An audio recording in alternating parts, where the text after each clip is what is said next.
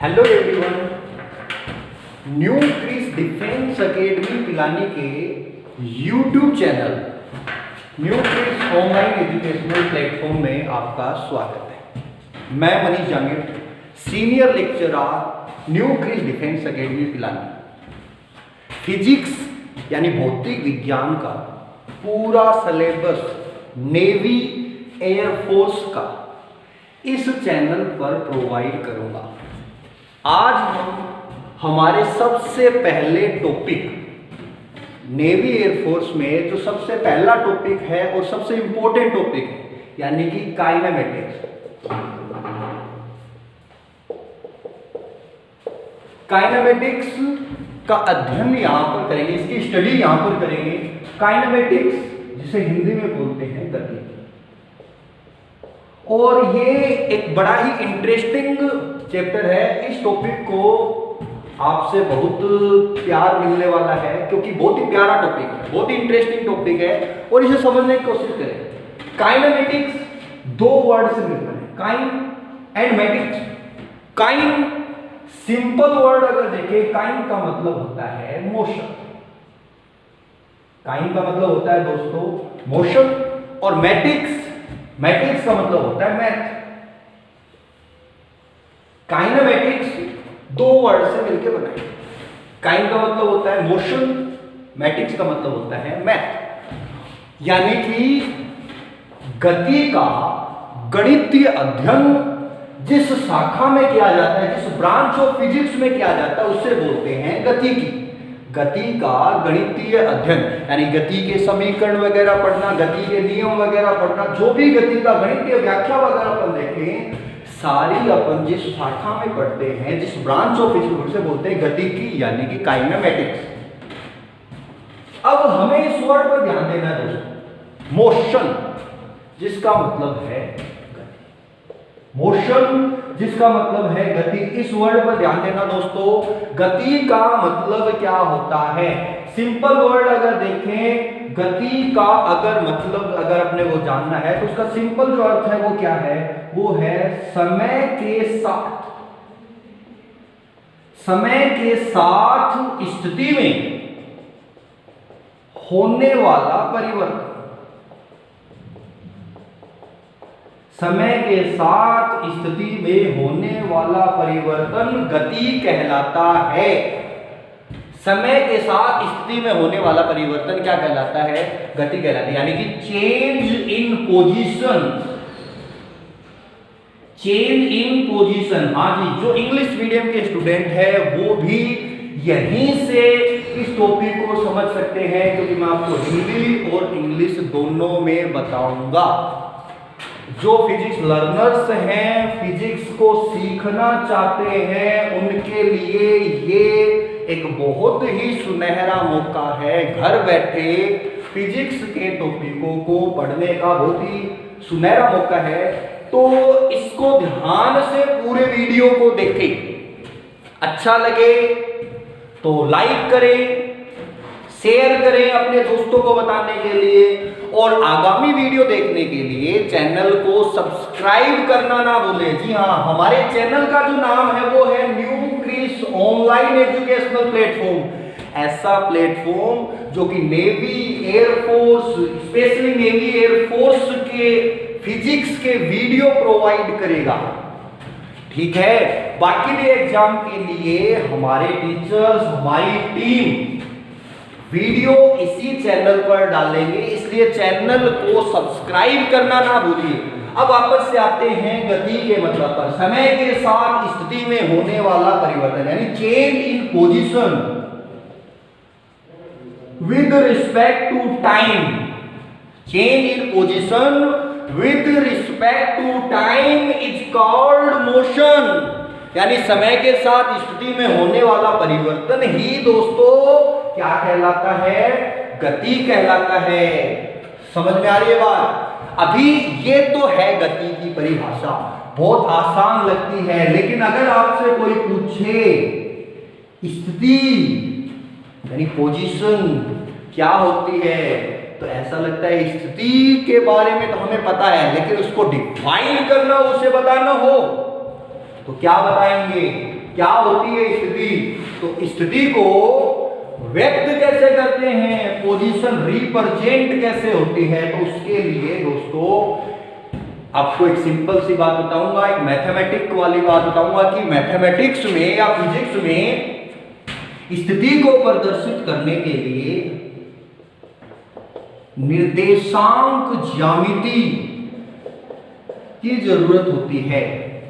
स्थिति को प्रदर्शित करने के लिए मैथमेटिक्स में या फिर फिजिक्स में अगर देखें, आपने मैथ में भी पढ़ा होगा, फिजिक्स में भी आपने पढ़ा होगा, जो लर्नर्स हैं वो इस चीज को जान ले कि स्थिति को या पोजीशन को निर्देशांक ज्यामिति के द्वारा व्यक्त किया जाता है। इंग्लिश में बोले तो कोऑर्डिनेट ज्योमेट्री। और कोऑर्डिनेट ज्योमेट्री जो है 1D 2D 3D, basically 3 type की कोऑर्डिनेट ज्योमेट्री होती है, 1D 2D 3D। और ये अलग अलग मोशन में, डिफरेंट टाइप्स ऑफ मोशन में, अलग अलग गति में स्थिति को प्रदर्शित करने के लिए, पोजीशन को रिप्रेजेंट करने के लिए यूजफुल होती है। कि जैसे अगर अपन देखें कि अगर कोई स्ट्रेट लाइन के अलोंग मूव कर रहे हैं, यानी कि सरल रेखीय गति कर रहा है, तो उसके लिए हमें कौन सी निर्देशांक ज्यामिति यानी कौन सी कोऑर्डिनेट ज्योमेट्री यूज करनी पड़ेगी? तो सिंपल सा आंसर है 1D ही यूजफुल है। समझ रहे हो दोस्तों? और अगर कोई समतल में गति कर रहा है, समतल में कोई कण गति कर रहा है, यानी कि मोशन इन प्लेन, तो कौन सी कोऑर्डिनेट ज्योमेट्री यूजफुल होगी? आंसर है 2D द्विविमीय निर्देशांक ज्यामिति या फिर 2 डायमेंशनल कोऑर्डिनेट ज्योमेट्री। और अगर कोई अंतरिक्ष में गति कर रहा है,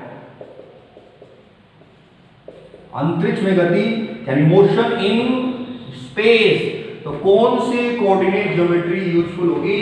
तो इसका सिंपल सा आंसर है कि हम 3D को यूज करेंगे। तो ये तो बात हो गई स्थिति यानी कि पोजीशन की। पोजीशन का मतलब है कि किसी भी कण की, किसी भी निकाय की स्थिति को व्यक्त करने के लिए हम निर्देशांक ज्यामिति यानी कोऑर्डिनेट ज्योमेट्री को प्रयुक्त करते हैं। समझ रहे हो? और 3 टाइप की कोऑर्डिनेट ज्योमेट्री होती है जो कि डिफरेंट टाइप ऑफ मोशन में पार्टिकल की या कण की पोजीशन को डिफाइन करने के लिए काम में ली जाती है। ये बात हो गई गति की। गति change in position with respect to time, change in position with respect to time. और अगर बात करें पोजीशन की, तो वो भी आपको बता दिया गया। पोजीशन को डिफाइन किसके द्वारा किया जाता है? निर्देशांक ज्यामिति। आगे बढ़ते हैं इसी टॉपिक में। गति की परिभाषा जो है उसका बेसिक जो है वो समझना जरूरी था कि गति का मतलब क्या है। हम हमारे आसपास देखते हैं तो हमें ऐसा लगता है बहुत सी चीजें जो स्थिर लगती है, क्योंकि हम पृथ्वी पर हैं, तो हम पृथ्वी पर बहुत सी चीजें देखते हैं तो हमें ऐसा लगता है कि वो स्थिर है, लेकिन हकीकत जो है वो क्या है? वो है कि वो गतिशील है। क्योंकि हमें पहले लगता था कि पृथ्वी भी स्थिर है, लेकिन पृथ्वी खुद गतिशील है। तो पृथ्वी पर हर पिंड, हर कण जो है वो क्या है? गतिशील है। क्यों है? क्योंकि वो जो है उस कण की स्थिति समय के साथ ब्रह्मांड में, इस स्पेस में लगातार बदलती रहती है। तो इसलिए आपको इस चीज को समझना जरूरी है कि कौन स्थिर है, कौन गतिशील है। इसलिए हम अगर पृथ्वी पर देखें तो हम अगर पृथ्वी को स्थिर मान करके देखें तो फिर जो भी हमें, जिसकी स्थिति में हमें कोई परिवर्तन दिखाई नहीं देता, तो हम बोलते हैं कि वो स्थिर है, और जिसमें परिवर्तन दिखाई देता है वो गतिशील होता है। तो बिल्कुल सिंपल सी बात है। खैर आगे बढ़ते हैं गति में। तो गति के वेरिएबल्स की बात करते हैं जिनके बारे में हम इस चैप्टर में पढ़ेंगे। तो सबसे पहले आता है डिस्टेंस। कि दूरी, डिस्प्लेसमेंट यानी कि विस्थापन, स्पीड यानी कि चाल, एक्सेलरेशन यानी कि त्वरण, डिस्टेंस, डिस्प्लेसमेंट, स्पीड, वेलोसिटी यानी कि वेग और एक्सेलरेशन यानी कि त्वरण। इन सब के बारे में हमें इस चैप्टर में ये सारे वेरिएबल जो है इनके बारे में हमें जानना है कि ये क्या होते हैं। डिस्टेंस दूरी क्या होती है, डिस्प्लेसमेंट विस्थापन क्या होता है, और इनकी कुछ न्यूमेरिकल प्रॉब्लम जो है जो एग्जाम के लिए यूजफुल है उनके बारे में भी हम जानेंगे कि distance, displacement, speed, acceleration, velocity, इन सब के बारे में। अपना जो टॉपिक है अभी फिलहाल के लिए वो है, अपना जो टॉपिक है फिलहाल के लिए वो टॉपिक है डिस्टेंस एंड डिस्प्लेसमेंट यानी कि दूरी तथा विस्थापन। दूरी तथा विस्थापन, इस टॉपिक के बारे में जानने की कोशिश करते हैं दोस्तों। दूरी तथा विस्थापन यानी कि डिस्टेंस एंड डिस्प्लेसमेंट। तो इस टॉपिक में क्या खास बात है? ऐसे लगता है कि दूरी के बारे में आपको पता है क्योंकि ये कॉमन वर्ड है। विस्थापन जनरल 9th क्लास में विस्थापन के बारे में पढ़ चुके हैं, लेकिन हम इन्हें समझने की कोशिश करते हैं। न्यूमेरिकल्स में डेफिनेशन जो है उसको याद करने से ज्यादा इंपॉर्टेंट डेफिनेशन को समझना है, तब आप इसके न्यूमेरिकल्स वगैरह जो है उसे कर पाओगे। जैसे एक सिंपल सी बात की जाए, एक सिंपल से क्वेश्चन की बात की जाए, गति का यथार्थ परीक्षण, श्योर टेस्ट ऑफ मोशन। गति का यथार्थ परीक्षण यानी कि श्योर टेस्ट ऑफ मोशन, एक सिंपल सा क्वेश्चन है, बेसिक से रिलेटेड क्वेश्चन है। गति का यथार्थ परीक्षण श्योर टेस्ट ऑफ मोशन किस भौतिक राशि द्वारा होता है? कौन सी भौतिक राशि जो है वो गति का यथार्थ परीक्षण करती है? जैसे टॉपिक अपना दूरी तथा विस्थापन है तो जाहिर सी बात है इन दोनों में से ही कोई एक होगी, लेकिन अगर आपको ऑप्शन दिए जाएंगे तो ऑप्शन है दूरी, विस्थापन, दोनों, कोई। तो ये चार ऑप्शन है। अंग्रेजी में ऑप्शन समझ सकते हो, distance, displacement, both and none. ये चार ऑप्शन है गति का यथार्थ परीक्षण। देखो समझना चाहो तो वीडियो को पॉज कर सकते हो और सोच सकते हो कि इसका आंसर क्या है, और फिर आप देख सकते हो आपका आंसर सही है या गलत है। तो देखिए इसका आंसर जानने की कोशिश करते हैं कि गति का यथार्थ परीक्षण। यथार्थ परीक्षण यानी कि श्योर टेस्ट। श्योर टेस्ट का मतलब जो इस बात की गारंटी दे कि गति हुई है या नहीं हुई है। तो श्योर टेस्ट ऑफ मोशन जो है वो कौन करेगा? हो सकता है कि किसी के दिमाग में ये आया हो कि दूरी, हो सकता है किसी के दिमाग में आया हो विस्थापन, हो सकता है किसी के दिमाग में आया हो बोथ, हो सकता है जिसने टॉपिक को समझने की कोशिश ना की वो हो सकता है कि चौथे ऑप्शन के पास जाए। लेकिन फिलहाल देखें तो इन तीनों ऑप्शनों में से कौन सा सही ऑप्शन? जैसे हम बात करें श्योर टेस्ट का, श्योर टेस्ट ऑफ मोशन का मतलब कि जो इस बात को बता दे कि गति हुई है या नहीं हुई। जैसे मैं कहता हूं कि दूरी जीरो, दूरी जीरो, तो इसका मतलब क्या है कि कण अपनी स्थिति से जहां पर वो था वहीं है, उस स्थिति से कहीं गया ही नहीं, उसका थोड़ा सा भी विस्थापन नहीं हुआ, वो अपनी जगह पर ही है।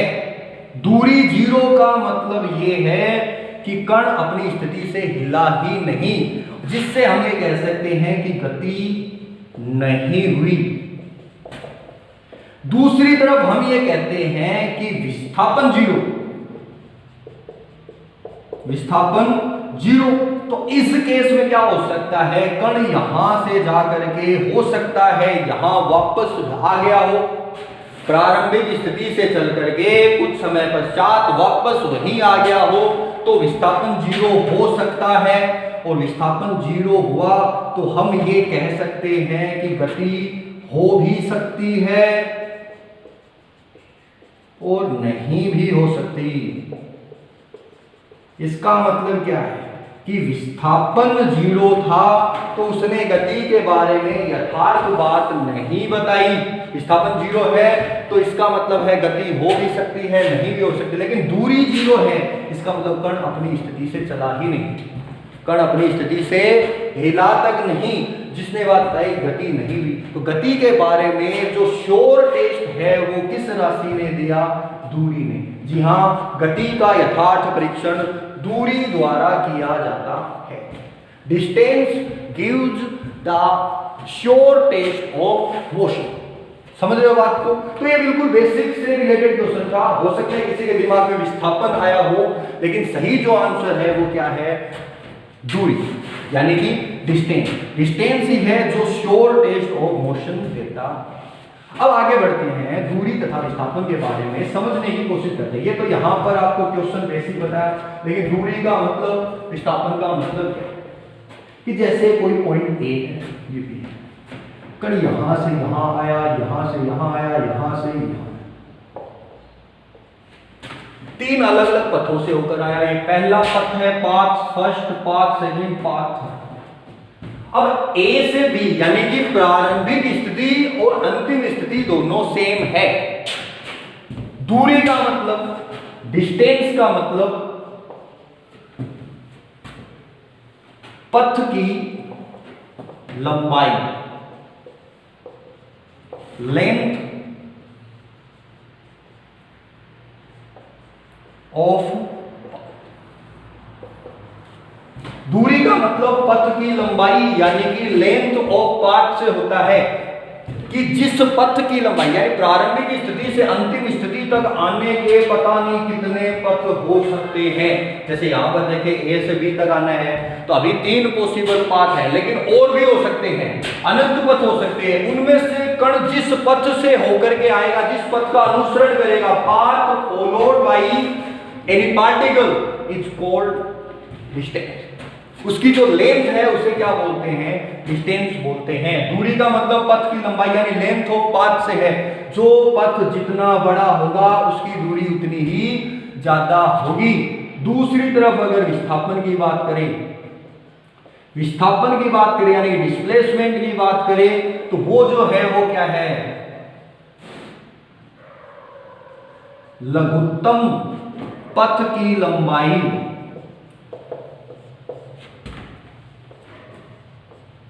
शॉर्टेस्ट पाथ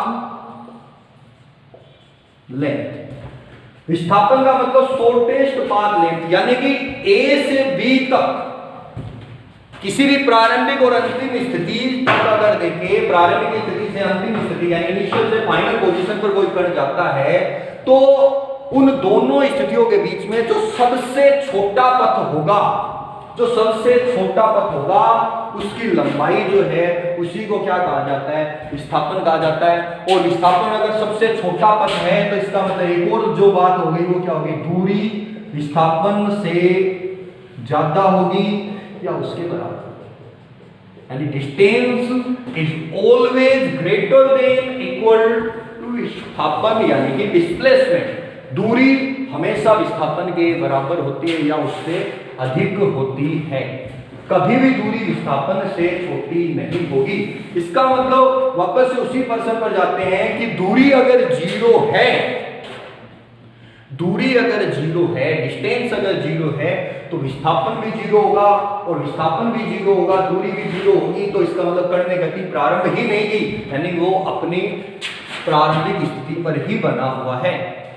लेकिन अगर विस्थापन 0 है तो जरूरी नहीं दूरी 0 हो, दूरी 0 से बड़ी भी हो सकती है। इसलिए विस्थापन कभी भी गति का यथार्थ परीक्षण नहीं दे पाता। समझो बात को। तो दूरी लेंथ ऑफ पाथ, विस्थापन शॉर्टेस्ट लेंथ ऑफ पाथ। दूसरी बात करें तो दूरी जो है वो कैसी क्वांटिटी है, डिस्टेंस जो है वो कैसी क्वांटिटी है, वो है जी अदिश राशि। और विस्थापन जो है वो कैसी राशि, सदिश राशि। अदिश का मतलब स्केलर क्वांटिटी, अदिश का मतलब स्केलर क्वांटिटी और सदिश का मतलब वेक्टर क्वांटिटी। ये स्केलर क्वांटिटी और ये वेक्टर क्वांटिटी। वेक्टर क्वांटिटी क्यों बोलते हैं? क्योंकि ए से बी तक जा रहा है। ये वेक्टर क्वांटिटी क्यों है समझ लीजिए। ए से बी तक जा रहा है तो अगर मान लो कोई यहां से यहां आएगा, सबसे छोटा जो पथ है उसकी दिशा निश्चित है। सबसे छोटा जो पथ है उसकी दिशा निश्चित है, डायरेक्शन जो है वो निश्चित है। लेकिन दूरी की बात करें तो यहां से यहां तक आए, डिस्टेंस की बात करें यहां से यहां तक आए तो कोई डायरेक्शन फिक्स नहीं है, किसी भी डायरेक्शन से होकर के आ सकता है। डिस्प्लेसमेंट केवल शॉर्टेस्ट पाथ है जो एक ही होता है, अद्वितीय होता है, यूनिक होता है। इसलिए एक ऐसी क्वांटिटी है वेक्टर क्वांटिटी, जबकि डिस्टेंस जो है वो कैसी क्वांटिटी है, स्केलर क्वांटिटी है, यानी कि अदिश राशि। ये बात समझनी जरूरी है। एक और बात मैं सदिश के बारे में बता देता हूं, बहुत से लोगों को ये बात नहीं पता होगी कि जैसे सदिश राशि है, वेक्टर क्वांटिटी है, उसके पास क्या होना ज्यादा जरूरी है। वेक्टर क्वांटिटी यानी सदिश राशि कोई होती है, उसके पास क्या होना ज्यादा जरूरी है? ऑप्शन दिशा, परिमाण, दोनों, कोई। दिशा मतलब डायरेक्शन, परिमाण मतलब मैग्नीट्यूड, बोथ। तो कोई राशि सदिश राशि है तो उसके पास क्या होना ज्यादा जरूरी है? क्या उसके पास दिशा होना जरूरी है? क्या उसके पास परिमाण होना जरूरी है? क्या दोनों होने चाहिए? दिशा और परिमाण दोनों होने चाहिए तब वो सदिश होगी, या फिर कोई? तो बहुत से लोग ने यही पढ़ा है कि सदिश एक ऐसी राशि होती है जिसके पास दिशा भी हो, जिसके पास परिमाण भी हो। साथ ही एक और बात भी आती है, दिशा और परिमाण के साथ साथ ये भी आता है कि वो सदिश योग के नियमों का पालन करे। समझिए बात को कि कोई भी क्वांटिटी वेक्टर क्वांटिटी हो तो उसके लिए उसके पास डायरेक्शन होनी चाहिए, उसके पास मैग्नीट्यूड होना चाहिए, साथ ही ये दोनों होने के बाद भी वो वेक्टर लॉ को फॉलो करे, वेक्टर लॉ को फॉलो करे, ये भी जरूरी है। लेकिन इस क्वेश्चन को अगर देखें तो इस क्वेश्चन की लैंग्वेज में वो क्या पूछना चाहता है कि सदिश राशि यानी वेक्टर क्वांटिटी के पास क्या होना ज्यादा जरूरी है, कि वो होगा तो वो वेक्टर क्वांटिटी हो सकती है, अदरवाइज वो होगी ही नहीं, अदरवाइज वो वेक्टर क्वांटिटी होगी नहीं। जैसे मान लो कोई राशि उसके पास केवल परिमाण है तो क्या वो वेक्टर क्वांटिटी हो सकती है? तो कभी नहीं हो सकती। लेकिन कोई राशि ऐसी है जिसके पास केवल दिशा है, परिमाण नहीं है, तो क्या वो वेक्टर क्वांटिटी हो सकती है? तो बिल्कुल हो सकती है, क्योंकि हमने जीरो वेक्टर, नल वेक्टर या फिर शून्य सदिश इसके बारे में पढ़ा है। शून्य सदिश यानी नल वेक्टर एक ऐसा सदिश होता है जिसके पास डायरेक्शन तो है लेकिन जिसका परिमाण जो है वो क्या है? जीरो है, यानी मैग्नीट्यूड नहीं है, केवल डायरेक्शन है और वो वेक्टर क्वांटिटी हो सकती है। यानी कोई क्वांटिटी वेक्टर क्वांटिटी हो उसके लिए उसके पास क्या होना जरूरी है? ज्यादा जरूरी है। तो बिना डायरेक्शन के, जैसे मान लो कि डायरेक्शन है परिमाण नहीं है, क्या वेक्टर हो सकता है?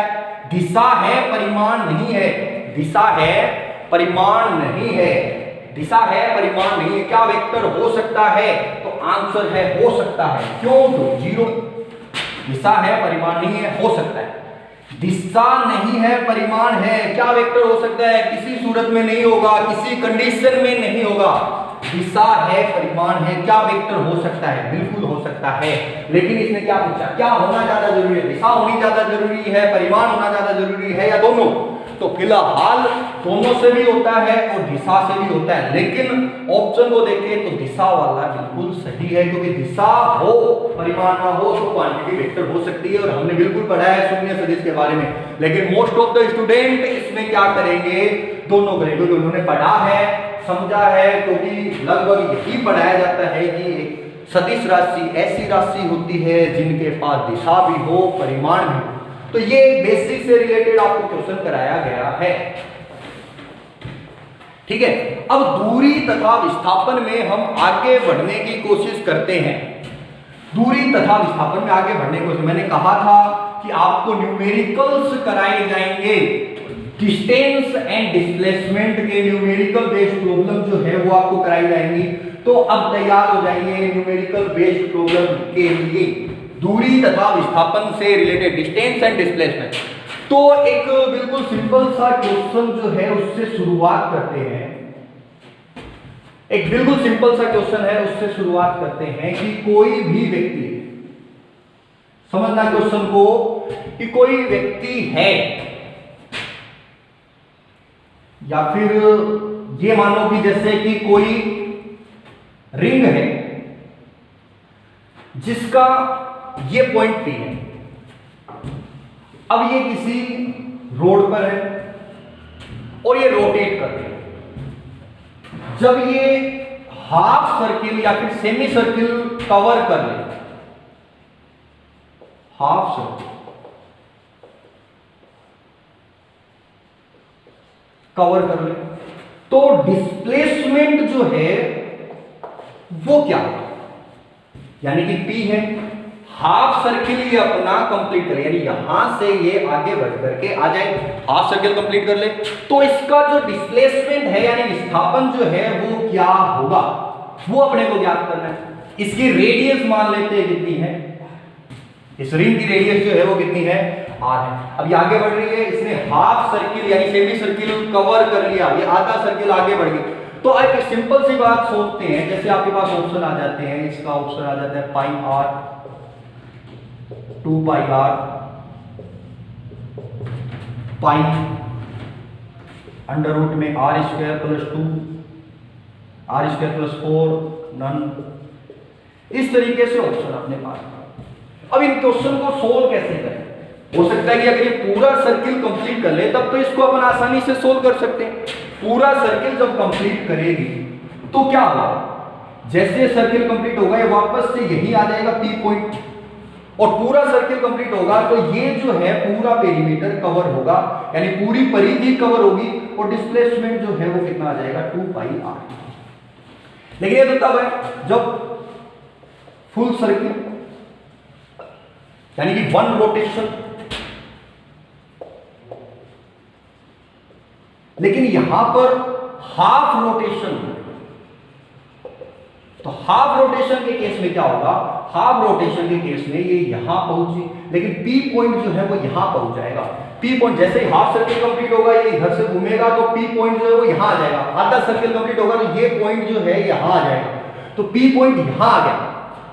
यहां आ गया तो दोस्तों देखो क्या होगा कि ये जो डिस्टेंस है ये तो पाई r हुई, ये यहां से इसने घुमा आगे बढ़ा तो ये डिस्टेंस तो पाई r हुई, और ये जो है ये कितनी है, 2r, तो ये पाई r और ये 2r।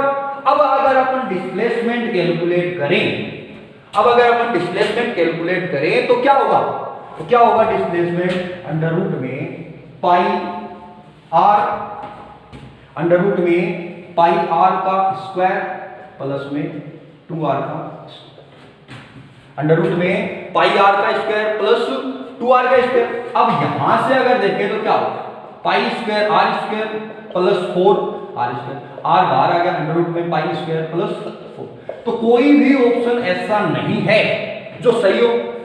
किसी को लगा ये है, ये है, ये है, तो जब ऐसे ऑप्शन नहीं मिलते तो हो सकता है कई केवल यही सोचें कि आधा सर्किल कंप्लीट किया है तो पाई आर डिस्टेंस हो, लेकिन इसका जो सही आंसर फिलहाल जो है वो क्या है, नन ऑफ दीज।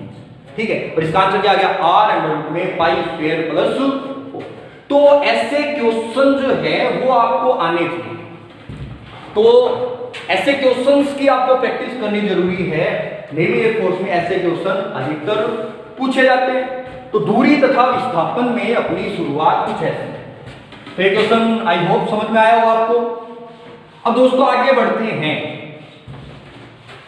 दूरी तथा विस्थापन जितना आसान दिखता है उतना आसान है नहीं, लेकिन फिर भी अगर आप इसमें देखें तो एक सिंपल सा क्वेश्चन और है कि कोई पार्टिकल है एक सर्किल के अलोंग, सर्कुलर पाथ के अलोंग मूव करता है, वृत्तीय पथ के अनुदिश गति करता है और 90 डिग्री का एंगल बनता है, यानी कि 1/4 ऑफ सर्किल जो है वो कवर करता है 1/4 पार्ट। अब अगर पूछे इस केस में डिस्टेंस और डिस्प्लेसमेंट और हो सकता है इनका रेशियो, 3 चीजें पूछी जाती है, दूरी, विस्थापन और दूरी तथा विस्थापन का अनुपात। तो ये तो बिल्कुल आसान सा क्वेश्चन हुआ क्योंकि रेडियस इसकी आर। अब दूरी अगर देखनी है तो ये दूरी जो है वो क्या है, लेंथ ऑफ आर्क। डिस्टेंस का मतलब लेंथ ऑफ आर्क यानी कि चाप की लंबाई, और चाप की लंबाई अगर देखें तो वो कितनी है, पूरा का पूरा अगर देखें 2 पाई आर, तो ये तो 1/4 है, तो 2 पाई आर अपॉन में 4, और यहां पे क्या आ जाएगा भैया, पाई आर बाई। डिस्प्लेसमेंट की बात करें तो डिस्प्लेसमेंट जो है वो शॉर्टेस्ट पाथ है ये। तो डिस्प्लेसमेंट अगर देखें तो अब ये राइट एंगल ट्राइंगल है, समकोण त्रिभुज है, जिसमें अगर अपन कर्ण ज्ञात करें तो वो क्या होगा, वो होगा अंडर रूट में r square plus r square, यानी कि आर अंडर रूट। अब रेशियो अगर देखना हो तो डिस्टेंस अपॉन में डिस्प्लेसमेंट, इनका रेशियो अगर देखना हो तो वो क्या होगा, वो होगा pi r by 2 r under root, pi r by 2 upon में आर अंडर रूट। सोल्व करेंगे तो क्या है, पाई अपॉन में 2 अंडर रूट।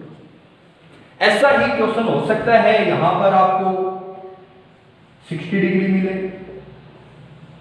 हो सकता है आपको 180 डिग्री मिले, हो सकता है आपको